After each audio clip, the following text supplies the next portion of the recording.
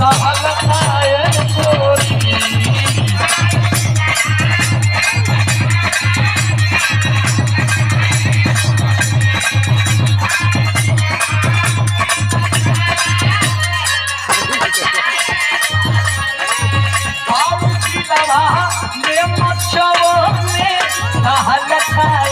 गोरी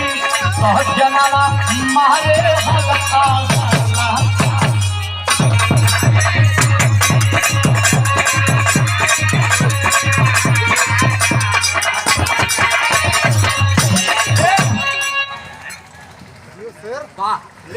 सार्थक हो गई।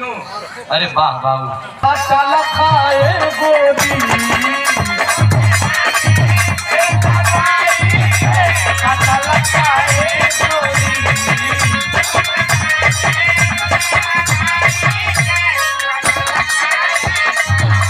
जब से देखले बानी ओठ दाते से दबाई के चल खाए गोरी बहुत जनवा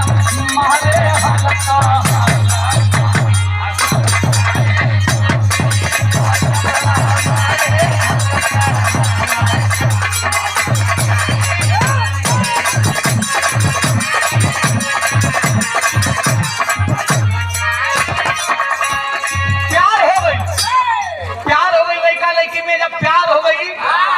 बात ए पार से वो पार हो गई।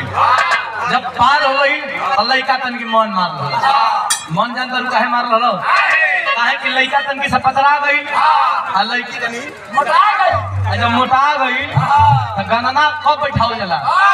50 किलो 60 किलो 50 किलो 55 किलो अरे खूब 50 किलो 70 किलो और 50 किलो 1 क्विंटल ई गणना ना हो बैठी ना बैठी तब देखो मन मरले वाला कहीं ना तरज हो